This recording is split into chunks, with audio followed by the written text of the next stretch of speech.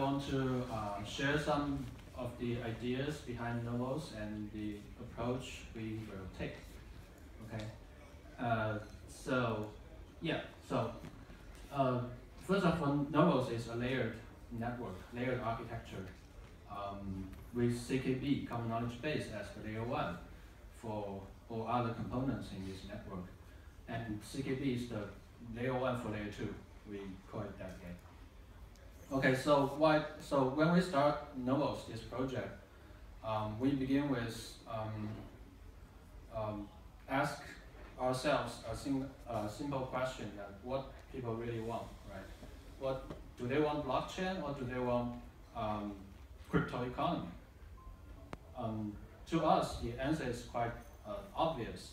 People want prediction markets, people want crypto games, people want like payments, crypto coins. What they want is crypto economy. It's not blockchain. Plus, blockchain is just a tool to get to reach that goal, right? So, what stops us from reaching that goal, reaching the crypto economy we want? I think that the largest problem is we are now facing this dilemma, right? We can't scale our network. We can make blockchain to support all the entire crypto economy we want. We can have all these three properties at the same time. And I think, I think the dilemma is true. You can have all these three properties at the same time. But we want crypto economy. Then what can we do, right? We have like sharding, we have like layer 2, we have lightning network, state channel, true-bit, plasma. We have all these scalability solutions today. And in my opinion, I think layered architecture or scale on layer 2 is the right way to go. Because if we want to have the same performance in layer 1, to make layer 1 the same performance as centralized solutions, you will face so many problems because we need we need to do consensus in layer 1. That's a friction to our application, and we will face like very fast dilemma that will ruling out all those full nodes, which will make the network centralized again. So it's really hard to scale layer 1. So, but if we have layered architecture, if we tackle those problems with different layers, right, we can get both. If we, so in a layered architecture, the layer 1 only need to focus on security, and we can have very scalable, very performant layer 2 solutions. We can have state channel or plasma, right? And together with these layers together, they will form a performant, scalable, secure, decentralized network. Okay. With all these layers, we can have all the things we want. So that's the way Nervos want to go. We want to define all those layers, and once we decided to go in this way, a natural response to this decision is, well, we need to design a layer 1 for layer 2. Right? It's quite different from all the design approaches of blockchains today, because if you think about Bitcoin, Ethereum, or any other blockchain today, they are designed for end users. They are designed for dApp developers. It's not designed for layer 2, right? But if we think layer 2 is the future, why do we always ask layer 2 developers to accommodate their solutions on top of a layer 1 that is not designed for them? We should reverse the thinking of our approach to design layer 1 for them. that way we will get a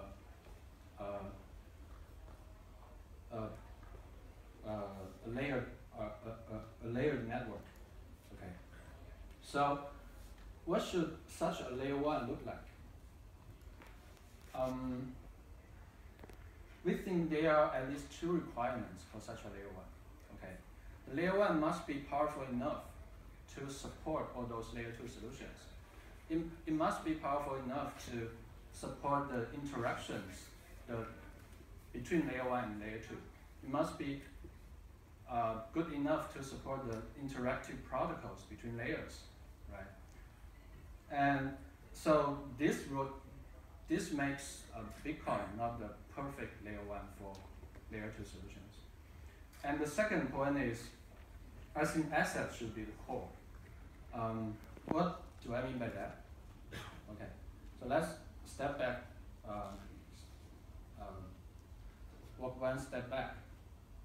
So if we consider blockchain as distributed ledger, right? So then what is a ledger? Ledger is a bunch of records, keep the relationship between asset and owner, right? Between people and asset. So in current blockchain space, we have 2 ways to model ledger. One is from the perspective of asset. So it's like UTXO, right? I have an UTXO, which is a coin, and I specify which owner is this coin belongs to. So I start from asset. I begin with asset. Or you can model the ledger in another way. I start from people, right? I have an account. So then I record how many coins this account have, how many coins these people have. So in my opinion, UTXO and account model, UTXO model and account model is basically 2 different approach to model the same thing. Okay, now the question is, which model you should use for layer 1, and which should you should use for layer 2, right?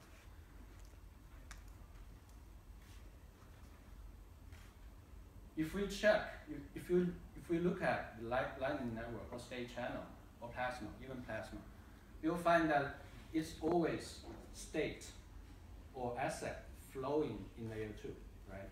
In Lightning Network, we exchange UTXOs between participants, and in state channel, we exchange states. In Plasma, in all current Plasma design, you'll find in Plasma chain we use UTXO model. Okay, then if we want to keep the consistency between layers, it's better to use the same model to model layer 1 and layer 2, right? We already have UTXO model based layer 2, and I think we should also have a UTXO, not UTXO, but we should also have a asset based model in layer 1. By which I mean, asset based model means it's not account based. It's modeling from the perspective of asset, right?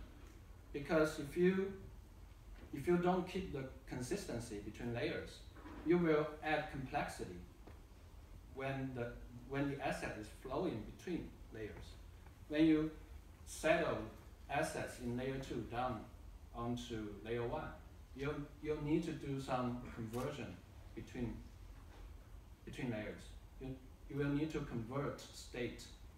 You will need to convert asset in layer 2, on layer 2, into account, something inside account on layer 1. That's extra complexity. If we want to keep things simple and secure, we need to remove such complexity. So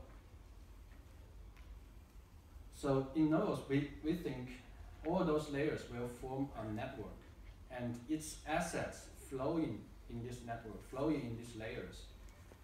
And accounts is a layer on top of, not a layer, a view on top of all those layers. So if you consider layers in this way, you'll find Ethereum may not be the best choice for layer 2, because it's account-based ledger. Okay. Now, so based on these two requirements, we reached a cell model, which is our answer to our solution to the questions I asked. Okay. So what is cell model? So in cell model, the basic storage unit is cell. Okay. Cell is the smallest, is the simplest generalization of UTXO. If you look at the left side, UTXO is just some amount with a lock, right? And we just generalize amount and integer into any arbitrary binary bytes, which is data in cell. And we add a field named capacity to keep the maximum size of the cell. Okay. And the size of the cell is the sum of all the fields in cell, including capacity itself, and data, and lock. So it's basically UTXO, but it's a little bit generalized UTXO. And you can keep any kind of state in a cell in this data field. Data can be left empty, but you can also write data, any data into this data field. And we have a simple constraint, which is the size of the cell must be less or equal than the capacity. Okay. So in Nervos network, in Nervos CKB, the capacity is the native token. If you own some token in CKB, it's like you own some state capacity in CKB. It's like a land.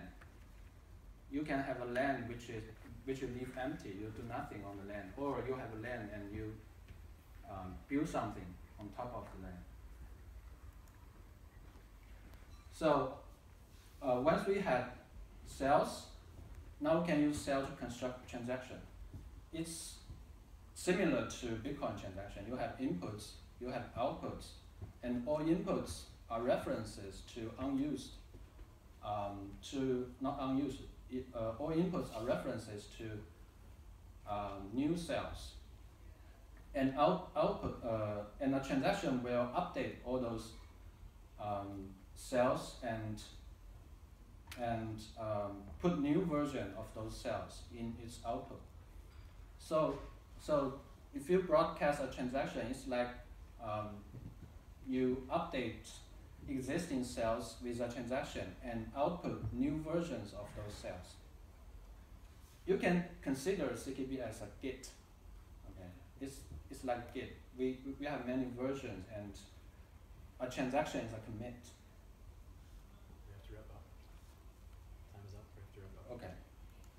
So yeah, so you can have, so you can use this system to build all kinds of contracts, and it's like Bitcoin. And one thing which is important is there is a VM in CKB, and CKB VM is using RISC-V instruction set. Why we use a RISC-V instruction set is it is simple but powerful. RISC-V is an open standard, and it has really awesome industrial supports. Like GCC supports the RISC-V instruction set, so you can compile any programming language into RISC-V instructions. And there are only less than 50 instructions in this instruction set compared to EVMs. EVM is simple, right? But RISC-V is even simpler. But RISC-V is as powerful as x86 because you can use any programming language on top of this VM. Okay. So yeah, if you have any questions, you can catch me under the screen. Thank you so much, Jim.